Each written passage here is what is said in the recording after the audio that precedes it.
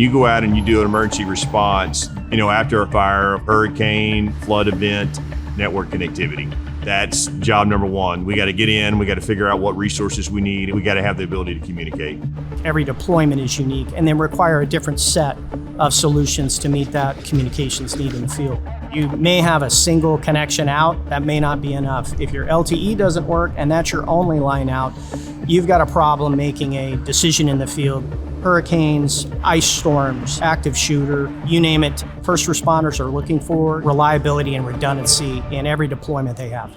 That's accomplished by providing a complement of different technologies at the same time. And that could be Rajant's wireless solutions, LTE, satellite. All of these solutions combined allow public safety and first responders to make life-saving decisions in the field. Application requirements for public safety and first responders has grown substantially.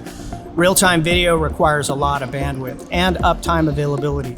With the Rajant solution, there is no limit to what we can do, from drones to automated ground vehicles, all the way to hazmat team and police video can come across a Rajant mesh network.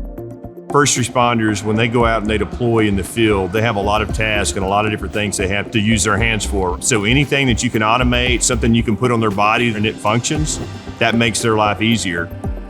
There are solutions out there, such as Rajant, that allow you to light up other areas where traditional technologies cannot. It is industrial wireless. If you have teams operating in the basement or if they're on the 20th floor, that could be an issue where radios may not be able to get out or reach another team member.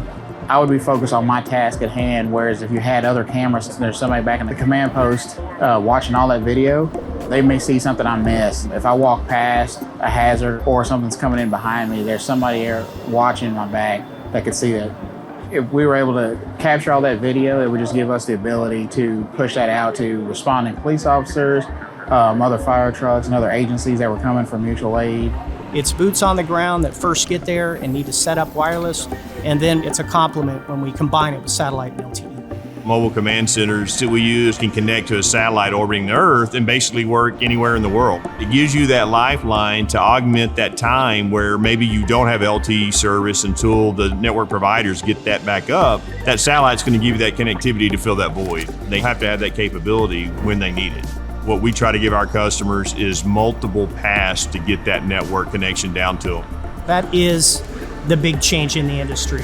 And it's the blending or the fusion of these technologies that allow them to do some things that they haven't been able to accomplish before in the field. How can you make an accurate decision if you don't have the complete picture of what's going on? That's what you see with the drone deployments, with the robots, with the LPR cameras, with body wearable cameras, video surveillance cameras.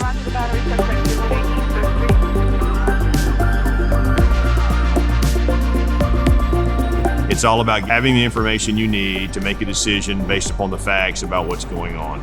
Firefighters, the police officers, the guardsmen that serve our country, that's irreplaceable. Anything we can do to help them with their job is just, that much more important to us.